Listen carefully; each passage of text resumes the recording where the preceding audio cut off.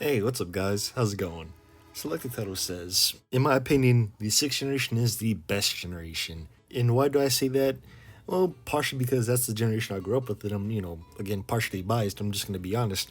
But I feel like a lot of things from that generation can't really translate to today's generation of gaming. I mean, just take a look at the wide variety of games that was out back in the day. I mean, there was just a lot that wouldn't really make it today because, of course, companies can't milk that franchise for money. I mean, take a look at Jet Set Radio. That is a game with a very original concept that Sega probably won't bring back. It's about roller skating and doing graffiti. I know that doesn't make sense, but take a look at some gameplay. It'll make sense. Or let's take a look at Sony. They probably won't bring back the Ape Escape series. Why? Because again, they can't milk the series. And the concept of that game is to just capture monkeys, and yeah, it was weird. But the thing is, though, the game was great back then, and it still holds up today. I think you get the point by now. I just showed you two great games with original concepts. Those two games wouldn't last today. Those games would be considered indie games today. I'll show you another example. Take a look at the consoles. All of the consoles from back then are just iconic. I mean, you got the original Xbox, the PS2, the GameCube. All great consoles. And you also got the Dreamcast, but to be honest, it's kind of debatable whether it's a part of the sixth generation or not, but either way, all four of those consoles are just great. They have something a bit more to offer. They have little Easter eggs and shit like that.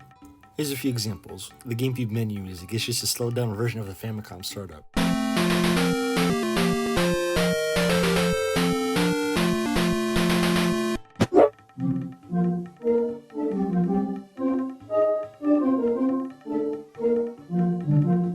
As you can see, that's a bit of a callback to Nintendo's, past era back in the 80s. Easter eggs like that don't exist anymore in consoles. I'll give you another example, the original Xbox. If you leave it alone for like 15 minutes, it starts making like creepy noises and shit. And to give this a little bit of context, it's just nasty noises modified for the original Xbox, but check it out.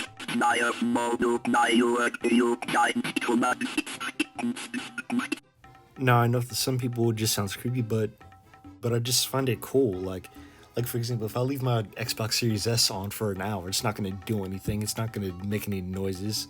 But if you leave the original Xbox alone, it'll do some creepy shit. Or again, if you leave the GameCube menu alone for an hour, it'll just play Famicom music, slow it down. But the point that I'm getting at is all these consoles have something a bit more to offer. And this can't be said enough, but all the games back then were just great. The worst we had to deal with back then was just movie tie-in games, and even that wasn't that bad. Now today it's microtransactions, always being online, this and that, blah blah blah. It's just stupid. I mean, back then video games were just a lot more simpler.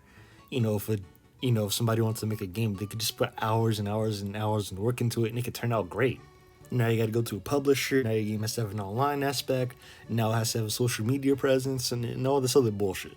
And playing games online was still fun. You could just talk, play games, and do your regular Call of Duty activities. But alright, that's enough of that. But just gaming back then was just a lot more simpler and a lot more fun. There was less, I guess you would say, bullshit. Gaming back then was just a lot more simple. You just paid $60, you get the full game, you get maybe online, and that's it. And that's the thing. Games back then didn't prioritize online.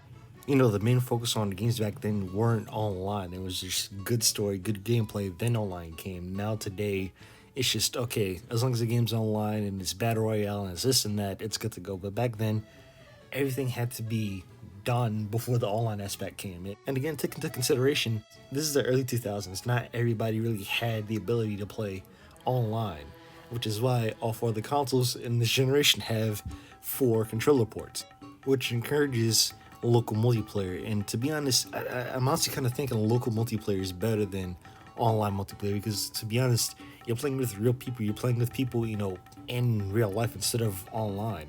Now, sure, that does make me sound like a boomer, and to be honest, this whole video makes me sound like a boomer. But hey, I'm just nostalgic for a certain time in the past. In the past where things were a lot more simple, where there was a lot less bullshit.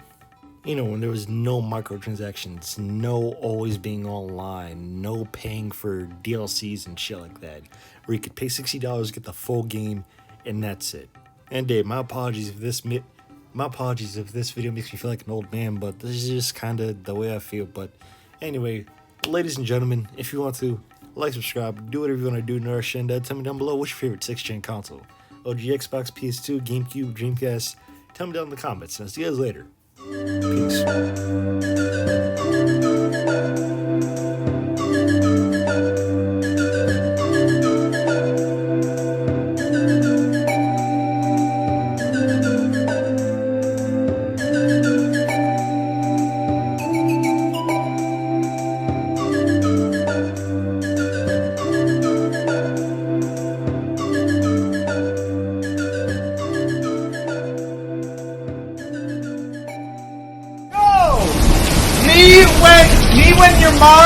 Me when your mom